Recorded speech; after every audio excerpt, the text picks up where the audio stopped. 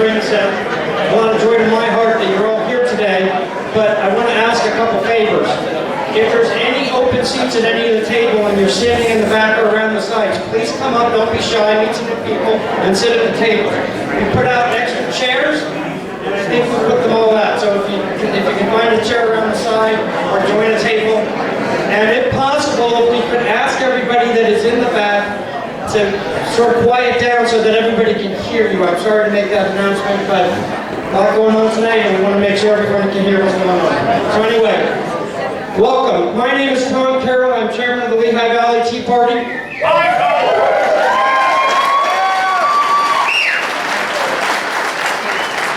We are here to take back America, and I want to thank you, along with all of our board members tonight, for coming out here. And I'm going to ask Ben to come up and lead us in prayer before we kick off the meeting.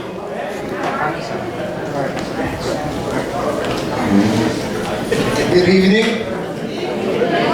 Good evening, patrons. All right, everybody bow your heads. Father God, we come before you today, humbled that we are all together once again in fellowship. Father God, thank you so much that you've given us all your spirit inside of us so that we can decipher what is right and what is wrong, Father God. Father God, I ask that you bless this meeting tonight and that whatever comes out of this meeting is your will, Father God, and only your will. We ask that the Holy Spirit cover us tonight, Father God, and as we leave, traveling mercies, Father God, for all the patrons here. We love you from the bottom of our hearts. Everybody said? Amen. Amen. So if you could rise and we stand for the Pledge of Allegiance. To the flag of the United States of America and to the republic for which it stands, one nation, under God, indivisible, with liberty and justice for all.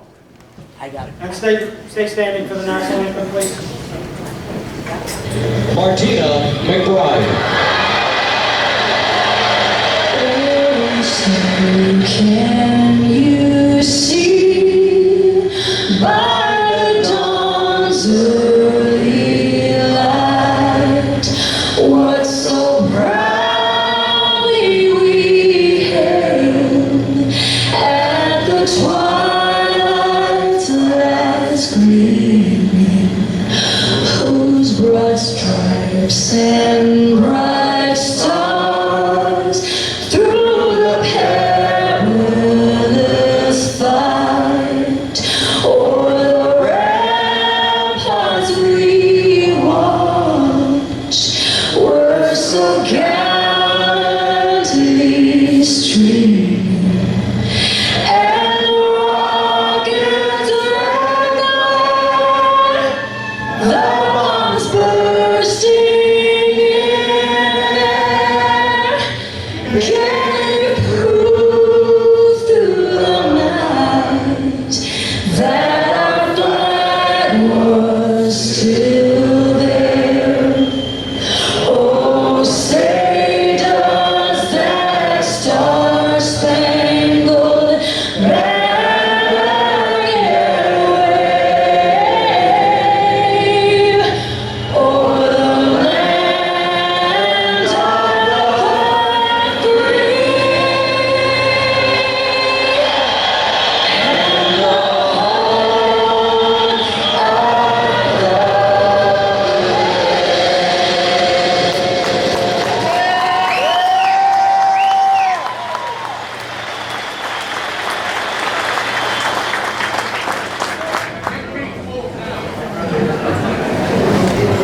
the My message to the leftist, the progressive, the socialist, the communist, and any other whatever that's on the edge of saying that they're destroying our country and they're building back better, we're here. We are here to stand up for America, for God, and we're going to save our country. And we're doing that because we have a call to action. Yes. And that's why we're here tonight. We have some introductions and announcements. State Rep Russ is here. I've known him for about 10 years now. He's a fighter for our cause, and I'm so glad he's here. Welcome, and thank you. We'll hear from you in a few short minutes. We're going to take a break, and then we're going to hear from board member Andres about the Republican Action Team, and we're going to explain why we're meeting and why we're talking about that. It all relates to the election upcoming. I know we're all afraid to death that they're going to pass that H.R. 1 and none of it's going to mean anything. We're going to keep fighting at every level, and that means putting pressure on our state governments and our winning these local elections in this cycle. Bruce Gilbert is going to be here a little bit later. You may know him, and you've heard his children sing many times at our events. And he's going to give us a good presentation tonight with some exciting things that they're doing there. And I'll leave that for when he comes up. And then we'll make some final announcements and adjourn at 9, hopefully. If you are paid your dues and you pick up your name tag at the back table, if you're not currently a paid member, please join. Forms are on the tables. You can turn them in at the membership table. So you see what we did? So many people yelling at me where to go. Now we have big yellow signs back there. So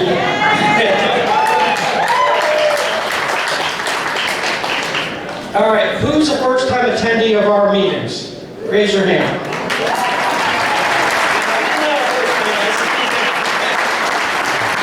Welcome, first of all, and thank you for coming, and God bless you. And I want to ask you, there are forms on the tables, and if you have...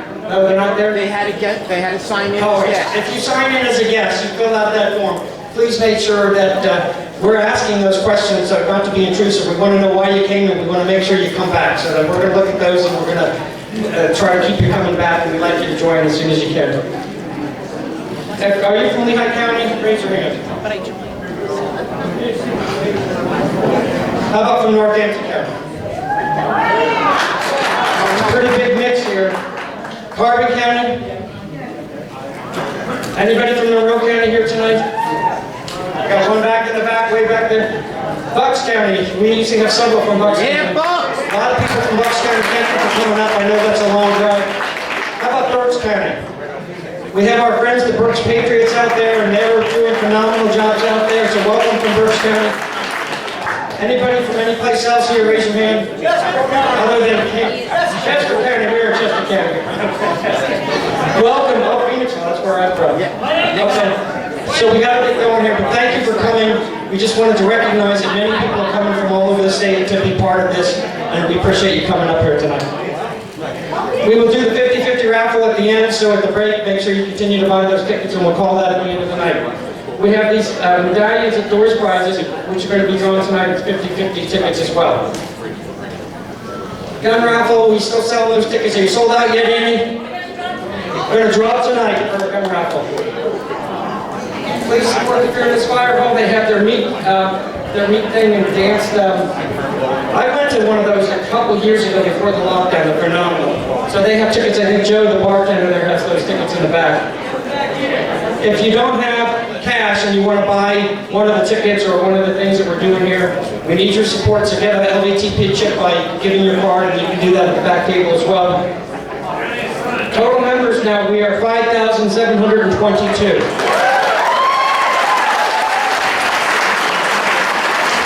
It was just 2 years ago that I think we were barely at 2,000. Our bank balance is now 50,000 plus credit line an additional $9,000, so we're doing pretty well with our treasury. But that doesn't mean we don't need you to be generous tonight, because it costs us a lot of money to put on this meeting, to rent the building and everything, so we need you to be generous in buckets at the table as well. We have some business to do real quickly. We have a vacant seat unexpectedly. One of our board members that just got elected decided to run for office, so we had to replace him. I appointed George Roxandish to fill that seat, but that appointment only lasts till this general membership meeting, so I need a motion to have George fill. Andrew, I'll take that motion. I can take a second from Roy. All right, thank you. Bill. All right, so the term ends on March 23. So we have the motion, we got the discuss, second, any discussion? And if so, I'll take a vote for all in favor to replace the former board member with George. Aye. Aye. Anybody opposed? All right, thank you. So take care of that, let's move on. Claire and Val Ferguson are in the back. Welcome back, guys. They've been with us since the very beginning. And she often stands up and gives us great introductions to some of the troops that they help and letters and everything. But we're not going to have time to put them up here tonight. She will be here next month, but they're back there, so support them in their efforts. They've been here for over 10 years now, right? 12 years now. candidate acknowledgements. So, first thing I want to sort of a list of special guests that we have here tonight. And the person that I want to introduce to you real quick, just to stand up and acknowledge that you're here. Lisa Scheller, you're still here, right? Lisa, where are you? Lisa, God bless you. Lisa ran for the 7th Congressional District, as you know. She won. We know that. But why I'm so proud of Lisa is she didn't just go away. She's back, she's engaged. Every time I go anywhere, I see Lisa and her team. She's out there, she's challenging Susan Wild, and she's going to make a great congressman when she wins in 22. We have a lot of people here tonight, and I wish I could let you hear from all of them, but we just can't. But I want to introduce to you the people that I know are here as candidates.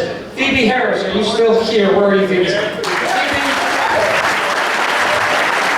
I don't know Phoebe well, but I've gotten to meet her a couple times. And what I do know is she is true to her beliefs. And she's on the Allentown School Board now, and she's running for re-election to the Allentown School District. If you live in Allentown or in that school district, meet her at the break, talk to her, and support her for her candidacy. We need to keep someone like Phoebe on that school board.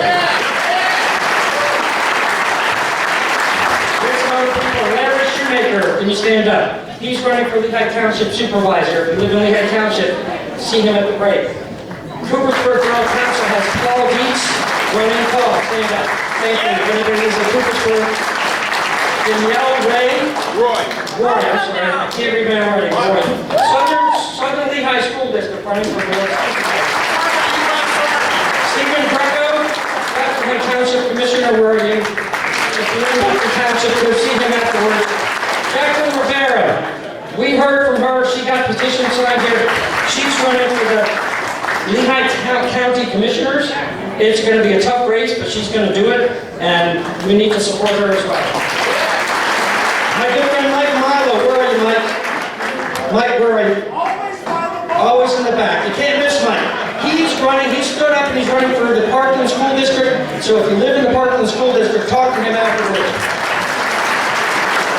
Patricia Mulholland, it's okay. She's running for the Court of Common Pleas in Lehigh County, and I can attest, since I used to work with her in the DA's office, she is a conservative, she respects the Constitution, and she will make a great judge, so get behind her if you live in Lehigh County. The last one that I think I have on my list, if I missed anybody else who's running, I apologize, but please raise your hand if you're running, but the one I want to announce is Steve Lynch. He's running for Northampton County Executive.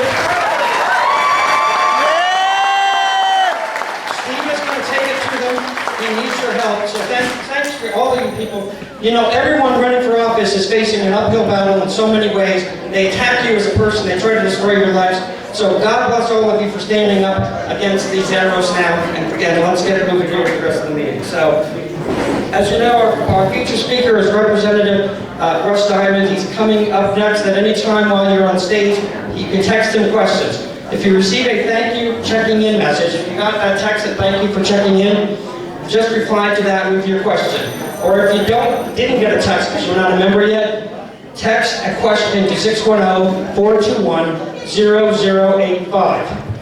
And that way we can facilitate that question and answer. Again, 610-421-0085. So now, Representative, you want to come up?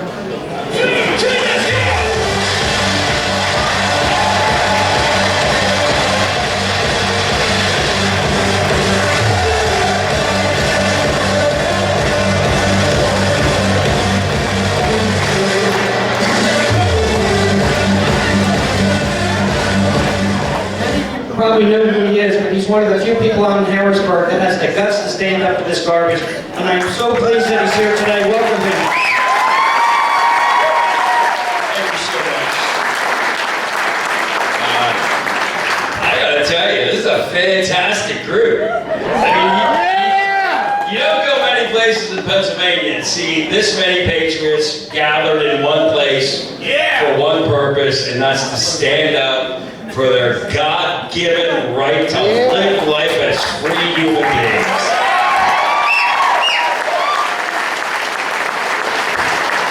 So, The reason I've been asked to come here is to talk to you about the constitutional amendments that are on the ballot.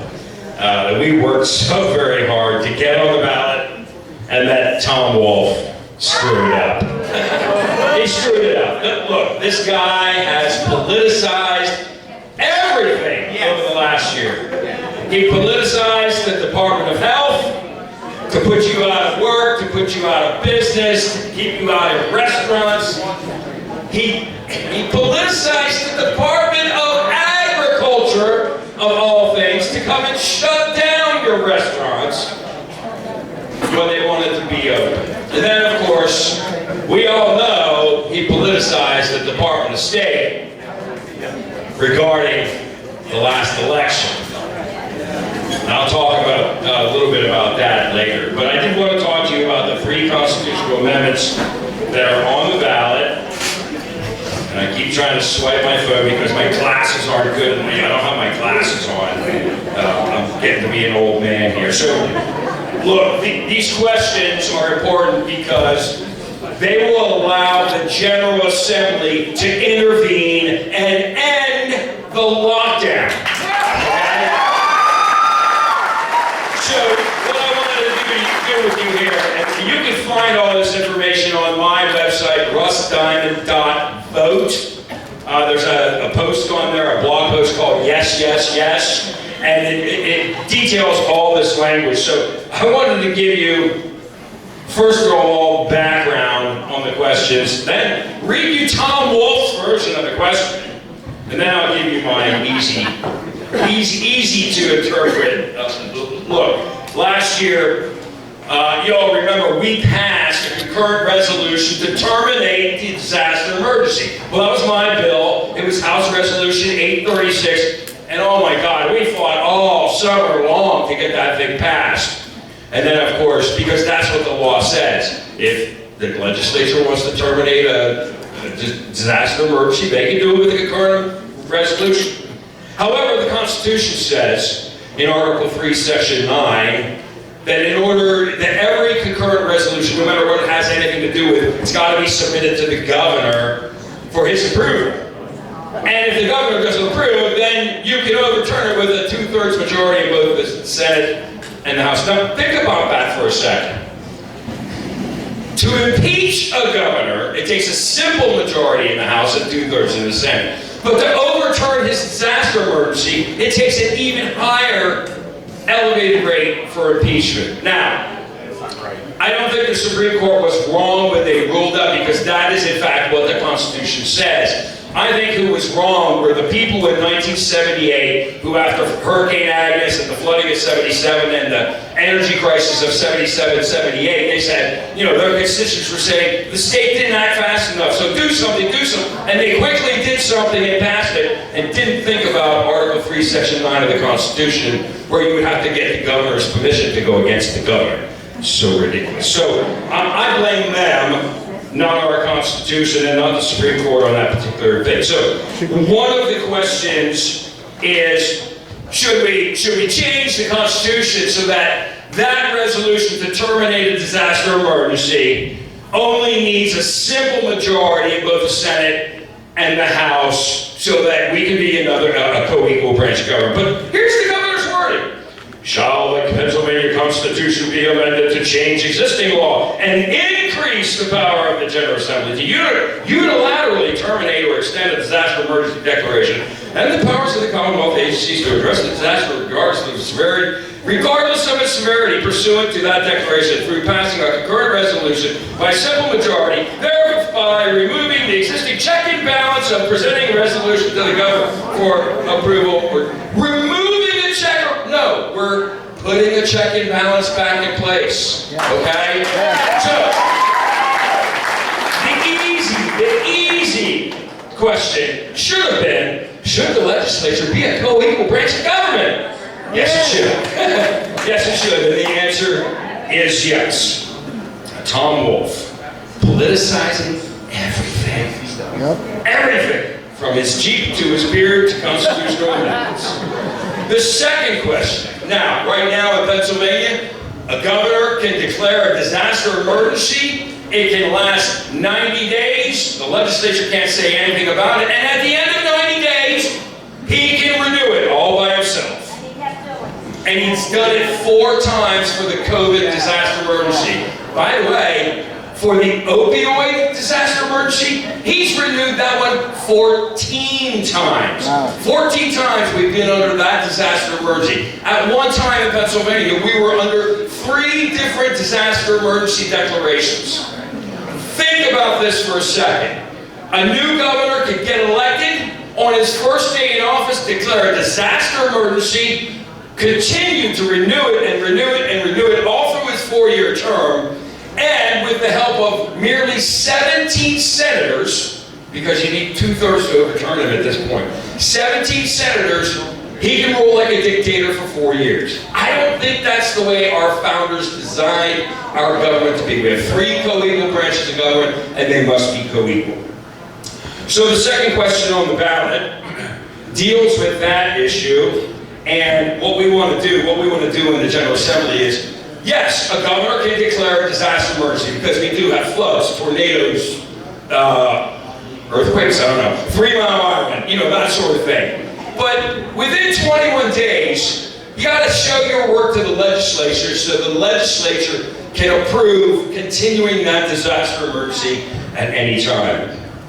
So we're going to give you 21 days. Come show your work. Let us know that, we're all a team working together here. Of course, he twisted that around as well. His language is, shall the Pennsylvania Constitution be amended to change existing laws so that a disaster emergency declaration will expire automatically after 21 days, regardless of the severity of the emergency, unless the General Assembly takes action to extend the disaster emergency. The governor may not declare a disaster emergency to respond to the dangers facing the Commonwealth, unless the General Assembly passes a concurrent resolution. The General Assembly enacts new laws for disaster management.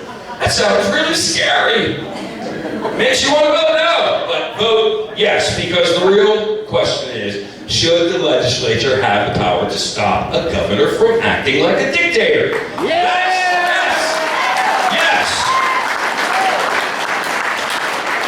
There is a third constitutional amendment question on the ballot. He didn't really mess this one up because it has nothing to do with restricting his unilateral powers.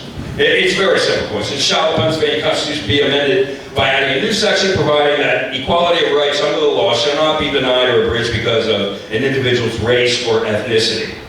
And even that's a little more convoluted than it should be. But so the real question is: should all Pennsylvanians be treated equally? Yes, absolutely. I really don't want anybody denying me my rights because I'm an Irishman. All right? I don't want that to happen. So that's a no-brainer. I do want to tell you, there will be a 4th question on the ballot. It's not a constitutional amendment. It's a referendum on state borrowing. That generally we allow, we do some borrowing at the state level to benefit volunteer fire companies, but they want to extend that to paid fire companies as well. So you guys are on your own on that, whether you want to approve more state borrowing for that purpose or not. But my message to everybody is yes, yes, yes. I do want to let you know that at the break, I'll be over here on the side. We've got these yes signs made up. Vote yes May 18th, stop the lockdowns. I've got a limited amount of them here. What we're trying to do, we're trying to use this initial batch of signs to raise enough money to put these signs all over Pennsylvania before May 18th. So I'm going to have those signs available. If you can come up with a $10 bill, I'll give you a sign to go home with it. I would really appreciate it. And you'll be fueling, trying to populate these signs all across Pennsylvania. So I would appreciate it at the break if you'd come over there and see. But one sign for 10. If you got 25 bucks, I'll give you 3 signs. Okay. So see me at the break there. So at this time, they've told me to kind of look. Has this last year been hell or what? Yeah. Oh my God. I'm just. So they've asked me to give kind of a state of, look at that guy. Wow, he's got glasses on. He actually looks like he's wise. But they asked me to give you the state of the state. Well, the state of the state, I just can't believe what we've been through in the last year. It's stunning. Stunning. Look, I'm really disappointed. I'm not disappointed in people like Tom Wolfe who try to take advantage of things and try to like become dictators and stuff. What I'm disappointed with is how many Pennsylvanians actually fell for it. Yep. I'm telling you, look, a lot of people know who I am, but I do have a lot of friends. And I don't know if you experienced this. I have really, my friends list has really changed radically in the last year. Right. People who for years I thought were on my side of things, I'm like, what? Are you kidding me? Yeah, we can't be friends anymore. Right. And there's people who have just like totally dumped me and are now out trashing me. Used to be, I mean seriously, best friends. They're now trashing me. On the other hand, there are other people who I probably wouldn't have went within a 39.5-foot pole of before, but I see that they've truly got a patriotic soul. And I'm like, hey, come over here. You're in my foxhole. Let's band together. It's amazing how the world has changed over the last year. I'm just stunned by it. Well, look at that. That guy's up there at Harrison. Yelling at a guy right in front of him with a bullhorn. That's kind of rude. But it is amazing how many things have changed over the last year, whether it's over the COVID thing, whether it's over masks, whether it's over whatever. Election stuff. State to state. The Commonwealth of Pennsylvania is in pretty bad shape. Yeah. It's in pretty bad shape because of the predicament that has led us to these constitutional amendments. And while I'm disappointed, I'm also hopeful because I get to come to talk to groups like yours. I mean, you guys give me hope. You really do.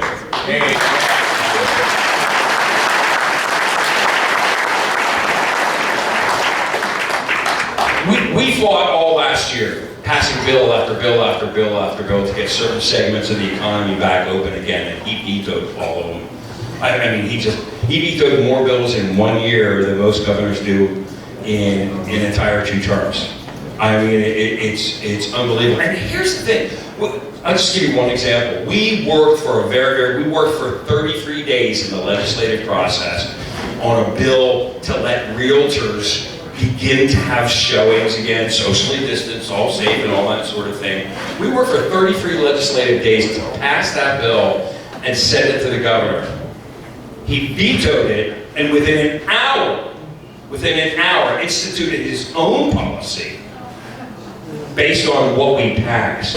I mean, this is not a man who wants to work with other people at all. It's not. And I mean, y'all know that, the decisions that they were making, they were not based on science or data or anything informed. I mean, and they've admitted that in court. There was a court case that some gentleman filed, and one of the deputy secretaries of health was asked on the stand, well, where's your data, for these mask mandates? Well, we have none. Really? You have no data? You're locking down 12.8 million people, and you have no data. Please, trust the science, right? Trust the science. Probably what most people really, really, really want to know about is elections, right? Yes. Everybody's like, what's up with that election? Well, I happen to be on the state government committee, which is, today we did our 3rd last of many, many, many hearings on election integrity. I'm also the Speaker of the House's appointee to the Joint State Government Commission's Election Law Advisory Board. So I've been in the thick of this. I've been in the thick of this ever since November 3rd, to tell you the truth, because I've been trying to get to the bottom of what has happened. And I know that everybody see what was Mike Lindell's video called, Undisputable Proof? Absolute proof. I do want to tell you that as attractive as that electronic vote switching sounds to us, I'm of the opinion, because of everything that I've looked at, that it's probably the least likely thing that happened in Pennsylvania. I'm not saying it didn't happen. I'm just saying it's kind of like the least likely thing that happened in Pennsylvania. What I found is that it's not about the votes that were submitted and counted and whether they were counted wrong. To me, it's about the votes that were submitted and whether they were actually legally submitted or not. What we found, I mean, look, who here is a fan of voter ID? Yeah. Everybody's a fan of voter ID, right? Okay, so when you think of voter ID, you think, well, we're going to go into the polling place, or when we send in our mail-in ballot, if we do it that way, we're going to send a copy of our driver's license, right? That's voter ID, right? You know, non-citizens can get a driver's license.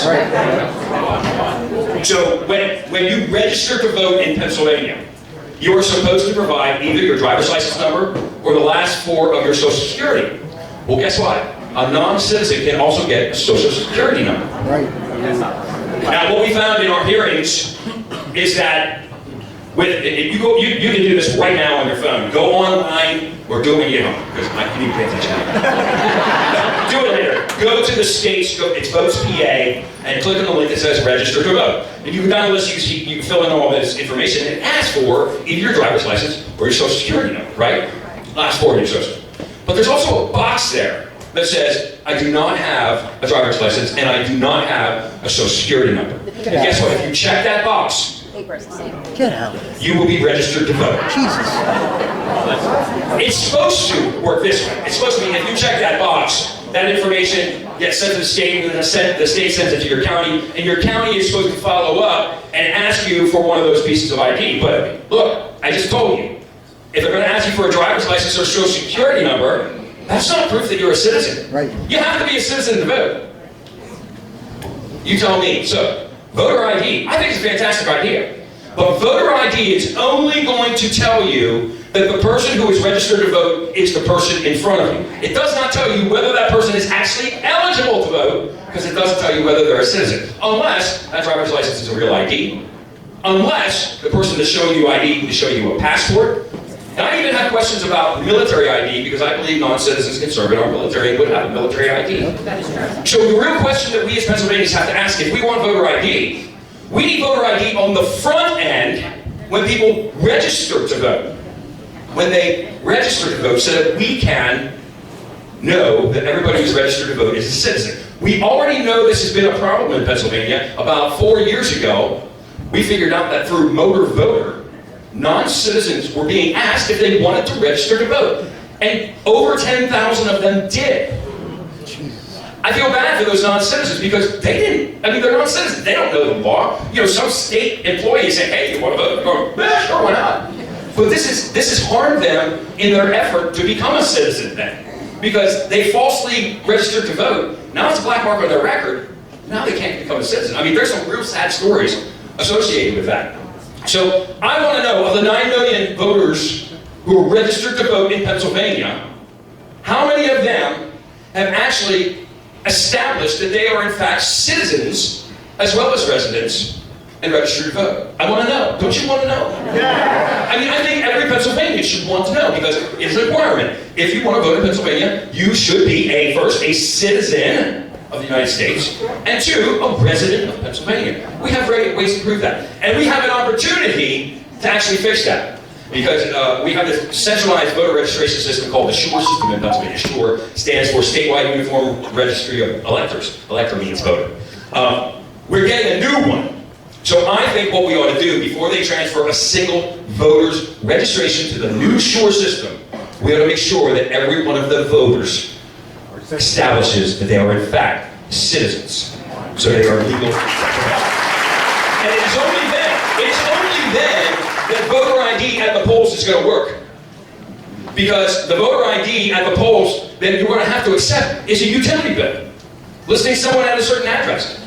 That's not proof of citizenship. And they've not established it. Here's the other weird thing about this voter registration thing, where you give your driver's license or your social security number. Did you know that the Department of State entered into agreement in 2016 with a group called Rock the Vote? So Rock the Vote they developed their own app that is freestanding on a pad to register voters. Ostensibly, because, we're going to go out to these county fairs and stuff, there's no internet connection, so we want to have our own app, so we want to collect voter registration, just like you would if you would, take paper forms out. The thing is that on their app as well, you can check a box and not provide the driver's license or the social security number, just a signature. You know how you sign, for your credit card with your finger? You just do that on their pad. And guess what? You're registered to vote. Now, everybody at the Department of State will say, well, if that person votes, we're going to put their vote aside, and we're going to give them 6 days to show up. And here's the other thing. Why would you, if the state has an online web voter registration form, why would you need a separate app? Okay, I get it. You're going to go out to somewhere where there's no internet. Are you kidding me? You telling me rock the vote's going around to farmers in northwestern Pennsylvania where there's no internet and registered voters? No. They're going around the Collier counties in Philadelphia, and the registered voters there. Now, if you have your own standalone app, guess what you're collecting? You're collecting data. If you're collecting data, are you saving data? Yes. Okay. This gets better. So, let's say that a group like Rock the Vote went out and registered 1,000 voters, and let's say they did it the right way and they collected the driver's license number or the social security number.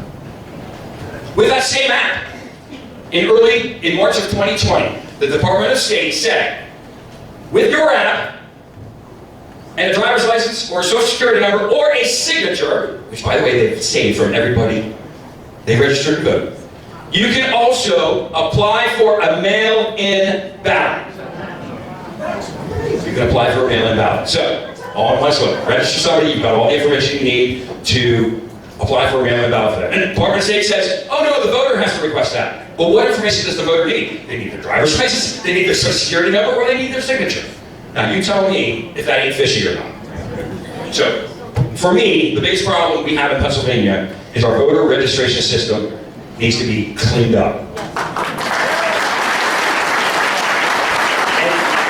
And we can do this in a way that does not impose on anyone. We can do it so, already the Pennsylvania Election Code requires that we provide an ID to someone if they're going to use it for voting purposes. I think we can do that. I think we can make them go through some sort of real ID process. Would you mind, you're all registered to vote, right? Would you mind providing evidence of your citizenship to make sure that our voter rolls are clean and up to date? And I don't think any reasonable person would. I really don't. So I'm working on that legislation. All right. The other result of our hearings in Harrisburg is that, Pennsylvania's election code was written in 1937, right? Two things I want to tell you about that. First of all, how many people had a lantern at their polling place? Listen, well, it was an illegal election then because the Pennsylvania election code requires a lantern to be on hand at every polling place. Did you also know that our election in November was totally illegal because our elections are required to be done on daylight saving time, and daylight saving time ended on November 1st. Our entire election is illegal. So, you want to file a lawsuit? Go ahead, file it. Okay, we're going to get to some questions here. They're putting them on the screen here for me. What's the reason for having question number 3 at all? We already have equal rights, don't we? Won't the left interpret this to their advantage? No. And I will tell you what, this is not the Equality Act that's coming from that garbage heap we call Washington, D.C., okay? The language here of not abridging someone's constitutional rights because of race and ethnicity is already ensconced in Pennsylvania's statute. So we're just elevating it to a constitutional level here. Yes, it's already federally protected, but your Second Amendment rights are federally protected, but we also have Article 1, Section 21 here in Pennsylvania, which is far superior, by the way. So it doesn't hurt to have this in the Constitution. It really doesn't. For why was it put in there? I believe that the Senate put this in the bill.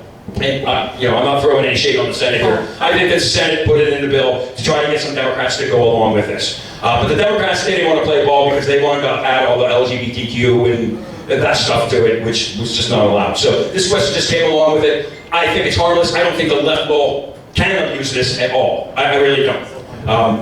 But for us as a marketing thing, yes, yes, yes. It was an easy thing, yes, yes, yes, rather than yes, yes, no. Next question is, who gets to modify the wording of these questions and where is their authority to do so drawn from? Well, their authority to do this is in the Constitution, and it's the Department of State that actually writes the questions. That can be circumvented. I actually have a constitutional amendment to change the way we elect our appellate court judges in Pennsylvania. I include, thank you, and it's a good idea because Philadelphia and Pittsburgh are dominating our courts, and they have for the last 50 years, and that's why we get the weird decisions we do. Anyways, I included the ballot question in my legislation, and I think that if we as legislators have a certain way we want a question asked, we ought to just include it in the bill, right? Yeah. And we're into another problem with a different constitutional amendment that, the Department of State forgot to advertise it as the Constitution requires. My God, that's an impeachable offense in my book, isn't it? And guess who's the guy at the top? Tom Wolf. Tom Wolf's at the top. We should impeach him for that. Yeah. But we're also thinking about, well, because here's the deal. Constitutional amendments, they're not regular legislation. They're a deal between the people and the people's representatives. So there's no way, look, in the past it was no big deal because the Department of State was not politicized.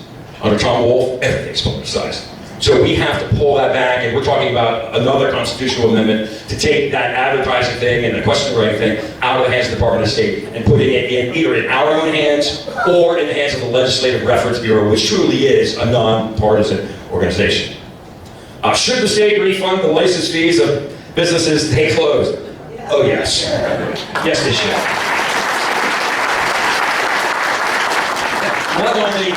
Not only should the state refund the license fees, but Tom Wolf personally ought to pay some restitution. That's one of the problems of the Commonwealth and in government in general is that there's no personal liability. If I'm screwing up and I'm violating your rights, there's no personal liability for that. Yeah, maybe that's another constitutional liability. And my heart goes out to any, who owns a business here that was shut down? Who's back open? Who was put out of work? Who was laid off? Who tried to collect unemployment but couldn't? I mean, I've seen these hands going up. It's like, he's run roughshod over the whole Commonwealth that we're all owed some restitution. I'm not. But y'all are owed some restitution. It ought to come out of Tom Wolf's eye.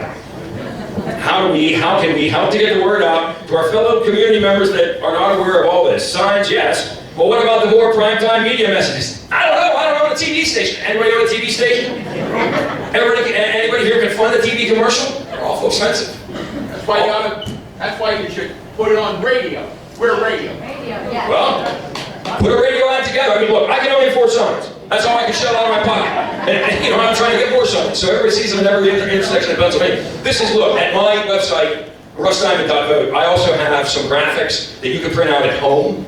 You can use as poll handouts. You can use them as postcards. You can make posters out of them. I did this kind of thing in 2000. Anybody remember the pay raise?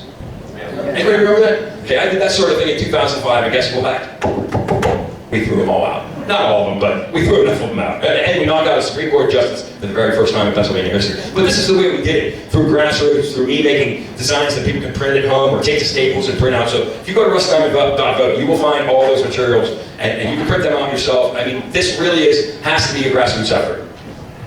Does the Equal Rights Amendment have anything to do with artificial sex orientation, especially gays? No, absolutely not. It does not. It has to do with race and ethnicity. Race and ethnicity. That's all it has to do. Like I said, the Democrats tried to add that stuff in, but we said no. Race and ethnicity. That's all there is. Waiting for approval of another question. Oh, okay. What's up? Oh, there you go. Okay. Right to refuse. Anybody know about my right to refuse bill? Yeah. Okay, it's House Bill 262. What I'm trying to do is establish in Pennsylvania a right for you to refuse to take any invasive medical test or vaccination.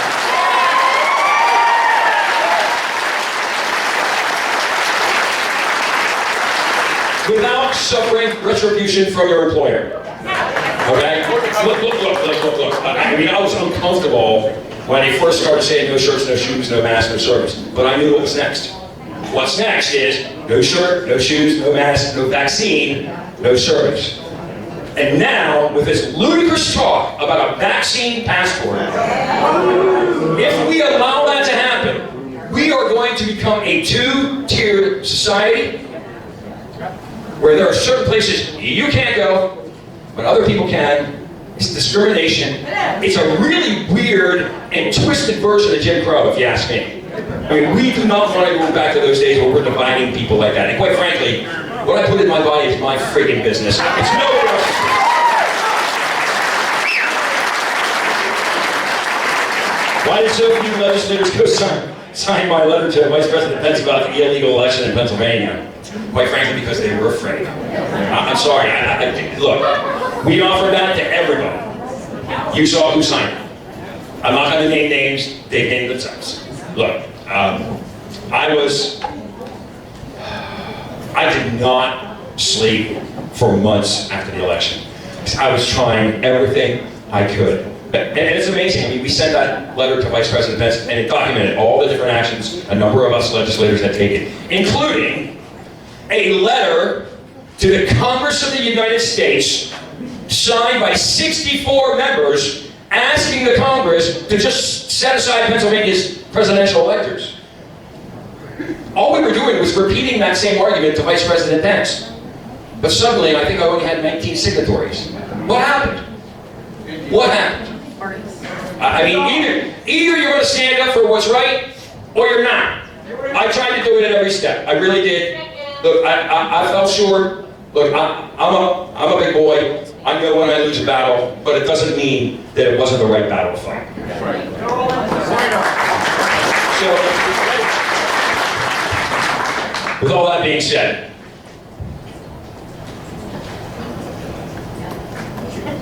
I'm so proud to see you all up here tonight. I really am.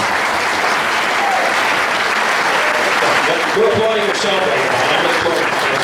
Actually, stand up. You know the word of standing ovation. You're standing up for your rights, your freedom, your liberty, your confidence, your life.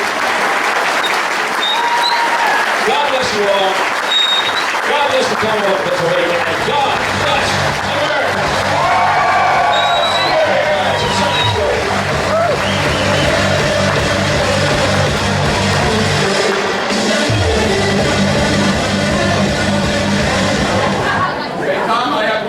All right, sit down. Okay, come on. But I have a very pertinent question. Well, you have to ask him at the table during the break. I think everybody should know this. No questions from the floor, sir. I'm sorry. Thank you. The Pennsylvania Constitution. Sir, please. There's no voting limit on the primary. Why are we doing that? All right, well, that's not an answer we're going to be able to give tonight, but I have a couple comments about what Representative Diamond said, and I just want to thank him again for coming out tonight. And I understand your passion for that question, but it's not within the wheelhouse of what we're doing tonight. I can't answer it. But what I would comment on is when we go, how many people tried to get the vaccination from the COVID vaccinations? People tried to get that at this point. Have some of you done that? How many people that went to get that vaccination were required to show an ID just to get that vaccination? Didn't you have to? You had to. They wouldn't give you the shot if you didn't show ID. But yet somehow it's racist because all we want is to prove that you're the person, the same proof that we're asking if you want to get the shot to go to vote. So this garbage that we're racist because we simply want one vote for every person that's eligible to vote is ridiculous, and we have to stop apologizing for these accusations that are simply not based on truth. And the last message that I want to send with the representative to Harrisburg from all of us is that, one, we thank him and some of the other representatives who are standing up, but send a message back to your leadership, if you will, that we are sick and tired of the Republican feckless leadership who will not stand up for us. And their excuse is, well, we might lose Southeast Pennsylvania, or that governor will veto it. Pass the legislation and make him veto it. That's the message we would like to send to you, with you, Representative Diamond, to Harrisburg. Sign those pieces of legislation to impeach Wolf and open up PA and all the other voter laws that we need passed. Even if he's going to veto it, make him veto it, we can make political hay out of it. So that's the message I have for you, and thank you for coming tonight. One last thing before the break here, otherwise. We need donations, obviously. There are table buckets at the tables. We at least ask for a $5 to $7 donation per person so we can cover the cost of putting the meeting together. And if you're short on cash, you can use those LVTP chips. So it's break time now. We'll come back in about 10 minutes. And we got a lot more exciting stuff to talk about, so thanks.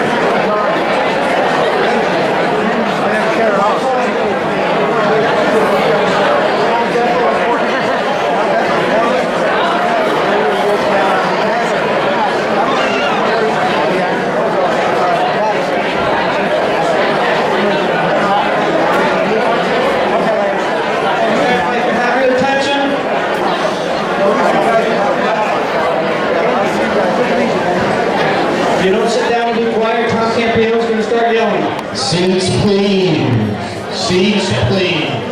Seats and quiet, please. I wanted to,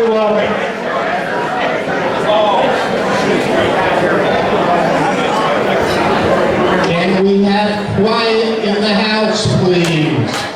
Please take your seats, thank you. okay, we need to be quiet so we can start up again. So I appreciate the energy, but shut the hell up.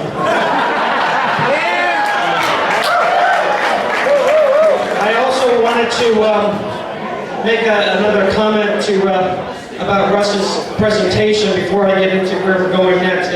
He made one comment about Philadelphia and Pittsburgh controlling the state legislature and the courts and everything, and I think that's very true. But I'm going to say my personal opinion in this particular cycle. We saw a woman that was here last month, Paula Patrick, that's running for the Supreme Court. She's from Philadelphia, but we need to work to support her and get her elected. She to tell the Republican establishment to stop playing its games and put the best person up for the job, and that's Paula Patrick, and that's my personal editorial. Thank you. I also, a couple candidates that I did not get to announce at the beginning of the meeting. Marcia Luke Cologne, where are you? Back there. I've gotten to know her a little bit in the last couple of months.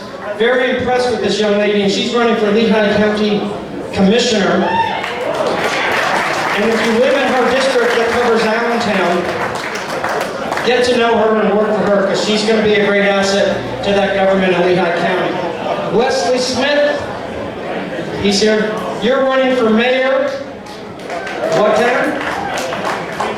Wingate, right? There's a young man who got involved with the Republican Party when he was like not even 18, and he's accomplished a great deal in a short life. He's 26 years old, and Wingate's a small little town, but he's running for mayor because he doesn't like what he sees in his country. So thank you for stepping up and running. If you live in Northampton County, he's going to need some help in his election as well. So we're going to hear from Andrew Azon now, one of our board members, about the Republican Action Team. And I'm going to give you a little hint here. The whole point of what we're doing always is to take from here to go out and make some change. And part of what that path that Andrew's going to talk to you about is going to be about organizing and getting people on the ground to support the questions for the constitutional amendments so that we're identifying and educating people, and also to support people like Paula Patrick. So I'll let Andrew put on his presentation, and I'll correct him when he's making a mistake now. Andrew's probably one of our most motivated board members, and I can't tell you how many hundreds of hours we spent working together, getting volunteers together. He's the most motivating person I know when it comes to organizing and getting people on the ground to make change. So I appreciate him being on our board, and I appreciate him coming forward tonight to make this presentation. So thank you, Andrew. Thank you, Chairman Tom Carroll. Republican Action Team. You want the clicker? Who is the Republican Action Team? 3 people. Tom Carroll, Tom Campio, Andrew Azon. Why? The middle word, action. The Republican Party does not get it done. What do? Pizza and petition events. Okay, we're done with that right now, but to get the candidates on the ballots, we have mastered that. Getting robocalls out, communicating through emails, to get, as they say in sales, group sales. We don't want to get one signature, we want to get as many as possible. Coordinate poll greeters. Extremely important. There's a difference between greeters and watchers. I'll explain that later. But the greeters at the appropriate polls, there has to be a system. The old way is paper and pencil. We do it electronically. And the way we do the poll greeters is basically so you know we have an electronic system that if you sign up tonight, we'll put you at the polls. Coordinate sign placement at polls. People think that's easy, not necessarily. Most people don't know more than their own polls. So we have a list of all the polls in Northampton County and Lehigh County. There are some polls that are what are called double polls, okay? So it's the building or a site is the word, but what happens is you only need the appropriate signs at that building, okay? So coordinating those signs, plan of action to get those signs at the polls. The night before, we coordinate that, get enough people, meet at a general location, and we send them out to put those signs out. And then you have to know the exact place where to put them. Some buildings, it could be the back door, some building, it could be the front door. Phone banks. There was many people in this room during this past election for Donald Trump and Lisa Scheller. The Republican Action Team, every Friday night, if you were part of that group, raise your hand. Every Friday night, there was about 20 of us that made phone calls. We did, and Andres Weller could vouch on this, we did over 30,000 calls on behalf of President Trump and Lisa Scheller. The reason that happened is because Tom Campione developed a system for us that we were able to email them, text them, and say, hey, we're meeting again, join us. So again, pawn cards. So it's important to get pawn cards out into people's hands. So we help coordinate that. We use graphic designers, and we design that to make sure you have enough pawn cards. Sometimes the actual county committees don't get that job done either. Robocalls, we have that down to a science, okay? So robocalls, you want to get the biggest amount of calls out for the least amount of money. So you have to be able to draw a list of active phone numbers. You have to unfortunately cipher out the mobile numbers due to laws and restrictions. But if you've been getting numbers from the Tea Party, phone calls from the Tea Party, Tom Campione designs that. He knows how to design the robocalls for us. Getting out the vote, very important. Okay? So we want to turn those 1 and 2 voters, why are they apathetic voters? You can turn them if you speak to people. The reason I got into politics, an 80-year-old neighbor of mine in Elizabeth, New Jersey, she said, you're good talking, you're personal, would you be a committee person? All this time afterwards, here I go. And she asked, that was the thing. You can't be afraid to ask. Yes. You have to ask for the sale. All right, so what are the tools that we have? Of course, we have a website. It's called the Republican Action Team website. So share that with your family and friends. State-of-the-art management system for community catering volunteers. I've kind of touched on that, so what we do is we want to encourage you to sign in over here on a piece of paper to give us your information if you want to help with helping put the signs at the polls, making calls, being greeters at the polls. We don't have your name, email, and phone number. We can't activate you. Again, remember, the middle word is action. Action. You've got to be part of that action. Okay. I am what is called an area chair. In Northampton County, there are 14 areas. So I am part of it, even though sometimes I might speak negative about the party, they do have their part to play. So I am a member of the Bethlehem Township Republican Committee. I'm what is called the area chair. I wasn't satisfied with our county website, so what did I do? I took action. I paid for my own hosting package. I made a website. If you look at it, it's not just for Bethlehem Township. If you go on there, there's a lot of links there, ideas that you can share with your family and friends. We want to be better informed voters. Yes. How can you help? This I stole from one of the Toms. You have to either be a fighter or fund a fighter. Those of you who know who Larry Holmes is, and Donald Trump spoke about him, if you know about his early years, there were people that put money behind him so he could win that championship. So we need help. Tom, and I are willing to help fight, and we want to make some of you fighters, but also we need some resources to do some of the work we do. There are costs involved. So how can you do that?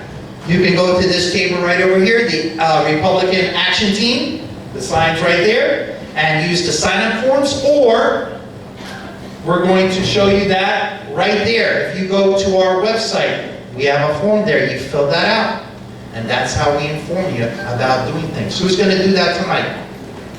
I don't see your hand up there. Tom, you better see whose hand's not up there. Lisa Schiller's hand was up, I saw that. Okay. I'm not afraid to call anyone out. Okay, so, I believe that's it for this one, right? Oh, and also we need you to donate at the table, again, to help us fund. How many of you would be thrilled if we win this year? All right. So we need some money, and there's a saying, the bigger the bill, the bigger the thrill. So I hope you do that. All right, now we are going to go to? What do you want? We're going to go to my next topic. So my next topic is kind of what Russ Diamond was speaking about, integrity, okay? So now we're going to speak specifically about integrity at your polling precinct, where you vote. For those of you who have volunteered during the past elections to work at poll sites, there are two options. The first one is what is called, okay, would you like your vote to count on election day? How many of you say yes? Yeah. All right, so the question is, how do you ensure there is integrity at your local polling place? You have to know what a judge of elections is. Very important. So a judge of elections is the person who is the integrity maker at the poll. He or she makes the decisions how that team that is collecting the votes, okay, that's going to the machine, how things are done. Very important.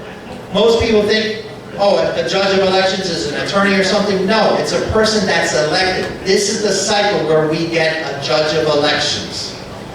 Now, in Northampton County, as you see over here, I calculated a list, okay?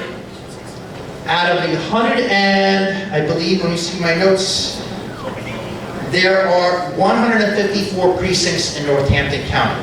154 precincts. There were only 25 Republicans that made the effort to circulate a petition and put their name on the ballot. Are any of those people here? There are some people here. So, what will happen is they will go up against the Democrat in the full election, and whoever gets the highest votes win. But there are 129 open seats that there's no name listed there. How do we pick that off? Simple. You write your name in, and you become a judge of elections. That's part of the thing we're trying to do. We will provide for you a postcard. And Tom, if you could possibly bring up that postcard.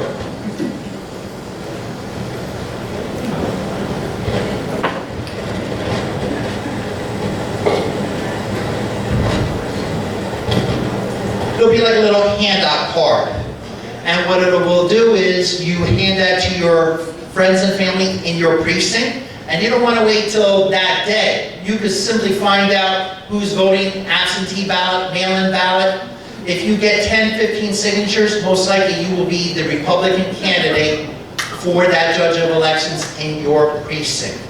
Very helpful. Again, you're the one. If you voted and you've seen judge of elections, you say, my goodness, what are they doing? You know, what you do is you run for judge of elections. Okay, let me go to the next screen here.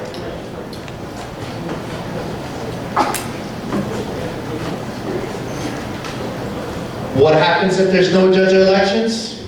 So that's an important question. Most people that do not write their name in or are not on the ballot, what will happen is the county election office will appoint a judge of elections. So they either search for the county Republican committee or Democrat party to say, do you have any people that would be willing to be appointed for the judge of elections? Fortunately, I do have a good relationship with Northampton County, and I get them a lot of appointees, but that is not always the fact. So I would rather some of you step up and write your name in for judge of elections. There's also what is called treasurer and constable seats that are available. I can only speak for Bethlehem Township. You know what the role of the treasurer in Bethlehem Township is? And it's an open seat. No one has their name on that ballot. You get paid to write the checks. You sign the check. That's all you do. Can you imagine that? think it's like $5,000, correct me if I'm wrong.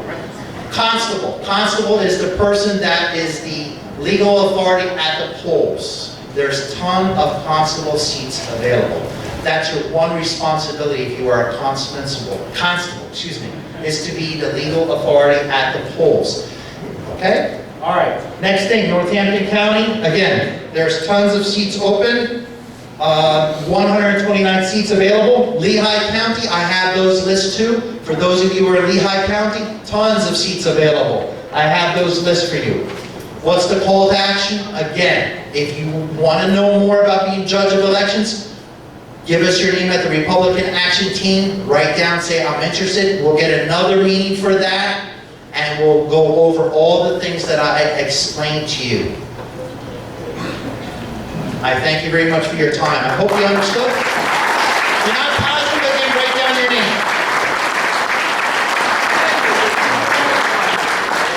We're going to admit that what we're going to do with that Republican Action Team database is we are going to work the polls this May for this election to distribute the literature about these constitutional amendments. So we need people to be volunteering so we can manage these polls to tell people how to vote so we get these constitutional amendments passed the way we want them to.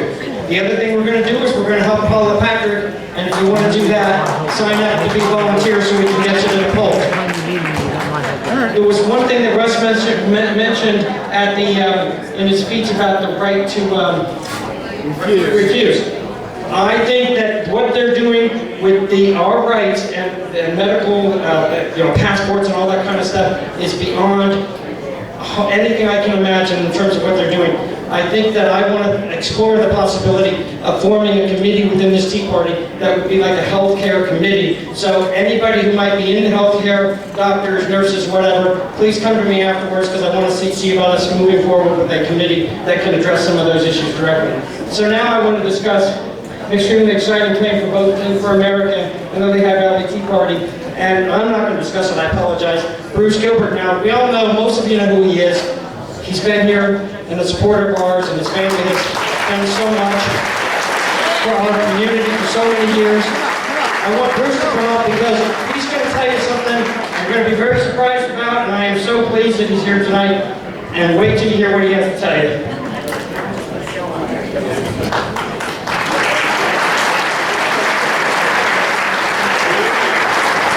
Good evening, ladies and gentlemen. I am going to be brief initially and give the microphone and the floor to my 3 daughters and 2 sons, and then I'll come back on.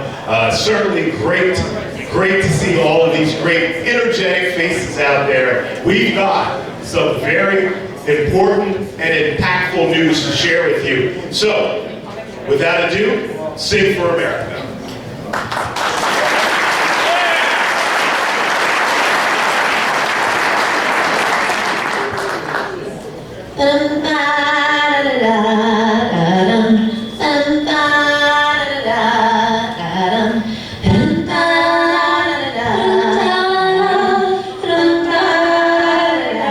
There must be lights burning brighter somewhere. Got to be birds flying higher in a sky more blue. If I can dream of a better land where all my brothers are happy, you can't tell me why. Oh, why won't that dream come true? Oh, why? There must be peace and understanding sometimes. Slow winds of promise that blow away all the doubt and fear. If I can dream of a warmer sun where hope keeps shining, everyone tell me why. Oh, why? Oh, why won't that sun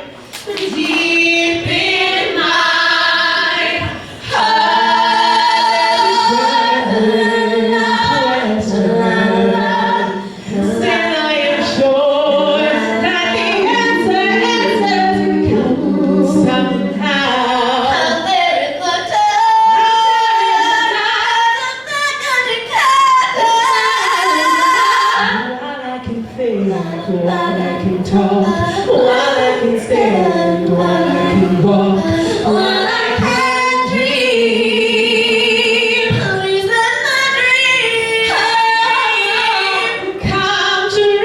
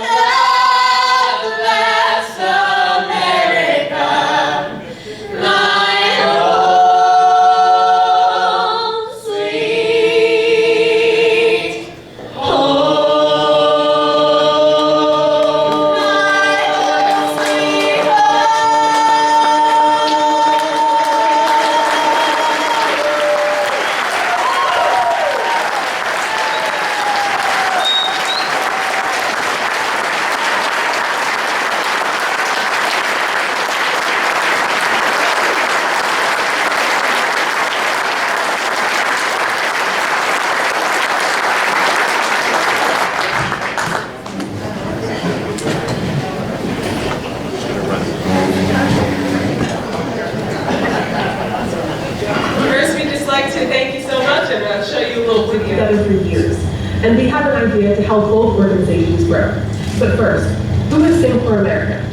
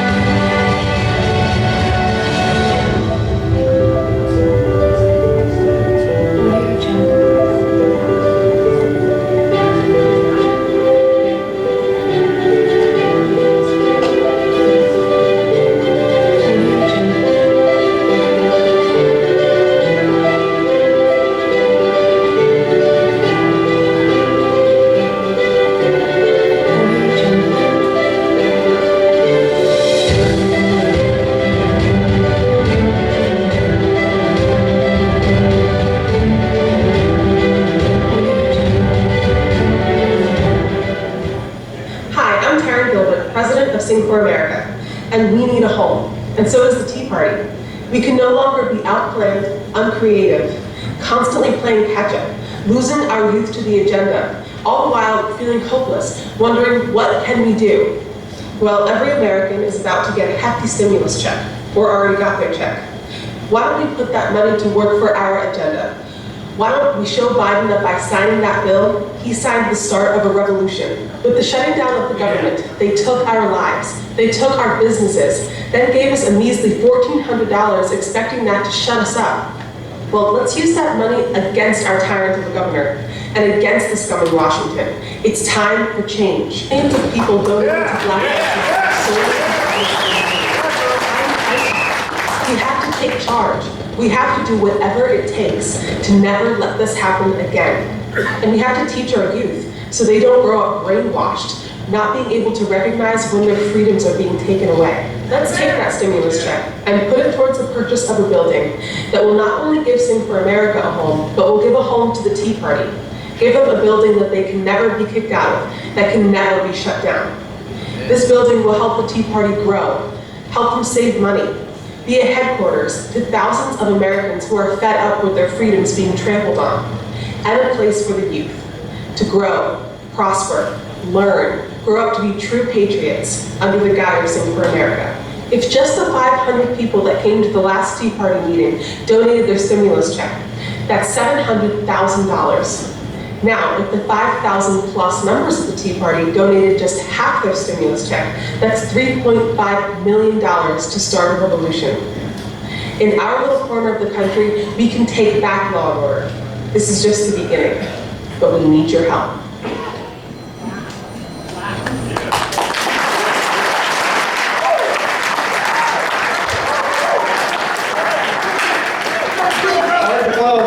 God put us in this place and this time for a reason. We are in each other's paths for a reason. We are a family of God's children that needs to work together to accomplish our goals of protecting our country, saving our country, and protecting our children from this brainwashing that's going on from the radical left. So I can't tell you how proud I am of this family. I've known them for many years. True patriots. When Bruce came to me with his ideas, I looked at him and I said, it's about time that we started thinking outside of the box. So I'm glad he came to us and challenged us in a way that we've never been challenged before. I know a lot of you are thinking, well, that's a lot. Oh my God. It's time to stop being afraid. Stand up and do the right thing and win this victory. So we have some final announcements because Tom's going to move it along anyway, because he makes the mistake a lot of letting me have the microphone on. Friday, April 16th at 11 a.m., we're going to demonstrate at Representative Joe Emmerich's office in Nazareth. Well, why are we going to do this? Well, why are we demonstrating? We asked the 6 Republican House reps in the Lehigh Valley to co-sponsor Darrell Metcalf's resolution to impeach Wolf. We told them that the standard excuses would not be tolerated, and that our members want representatives who will stand up for them and do what is right. Yes. Ryan McKenzie and Malou McKenzie have both signed. Gary Day, Zach Mako, Ann Flood, and Joe Emmerich have not signed the resolution. I am so disappointed in all of them, but especially a couple of them that I've worked so hard for. I knocked on hundreds of doors for a couple of these representatives in the last cycle, and they're disgusting that they wouldn't even respond to us. And I'm sorry, I know they're Republicans, but it's time for us to stand up. Cowards. And so we will demonstrate at their offices, starting with Representative Joe Emmerich on April 16th. We're going to email you a reminder. We will have signs, these signs, and we will use U.S. flags, and we're going to use, next month's meeting is May 6th, so I skipped that back. So next month's meeting is May 6th. We plan to be back here. Judge Paula Patrick will also be here again. So I know a lot of you have been sort of eagerly asking us, why won't we have flag raising? I like the flag raising. Well, they're good, but now it's important. Now we focus our attention and do the right thing. These representatives need to hear from the people who voted them in to stop being feckless, stand up, vote these resolutions, fix the voting laws, and impeach Wolf, because it's time for this to happen. We're going to be back here on May 6th. And like I said, Paula Patrick, she's going to be here again. And we're going to count on you, if you haven't signed up tonight, that you're going to sign up to volunteer and work on Election Day. across the Lehigh Valley to get her elected so that we do not allow the Republican establishment to put up another candidate that can't win. And then also we're going to educate our voters in the Lehigh Valley about these constitutional questions. 50-50 raffle, Tom. Oh, before we do that, I apologize, but I did want to announce also, Tim Ramos is standing in the back. Tim.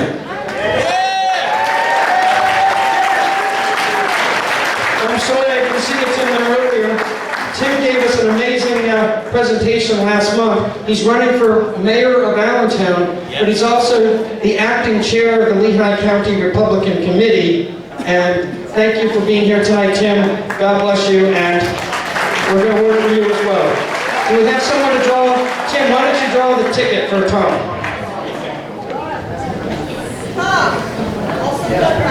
Hang on, I know, I got it. Next slide. hang on, Bobby. All right, we're on. I know. Okay. Thanks everyone for donating for Don't believe it if you bought a ticket. drawing. This is the largest drawing we've ever had. The winner will take home $500 even. $500 even.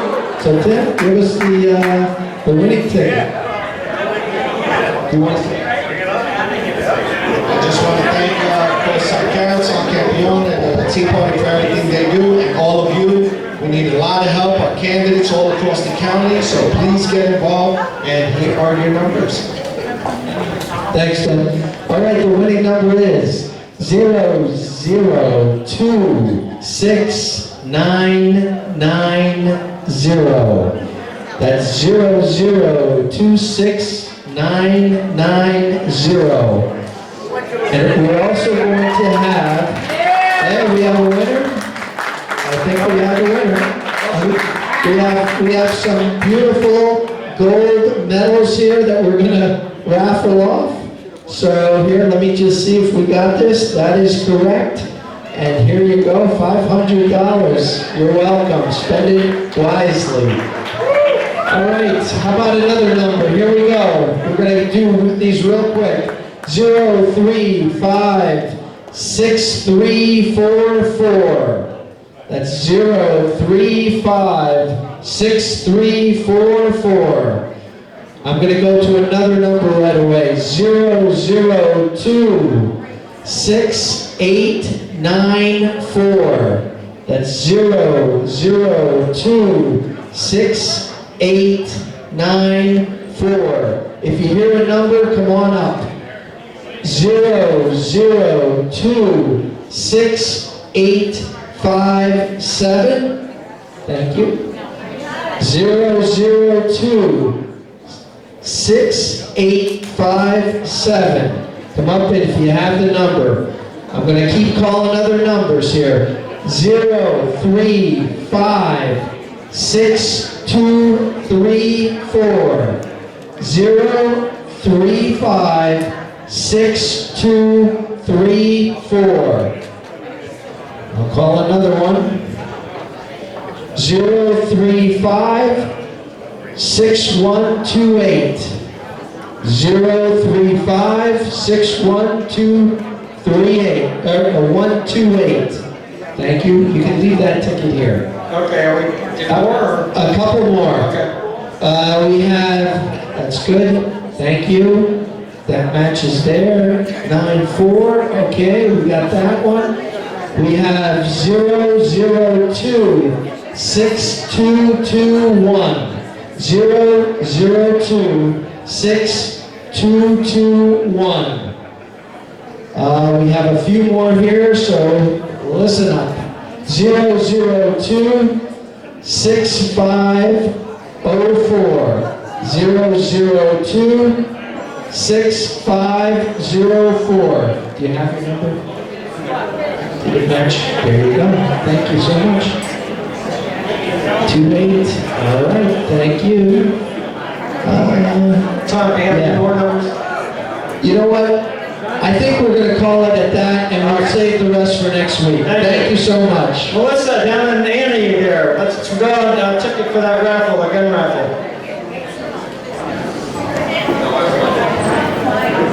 Whoever.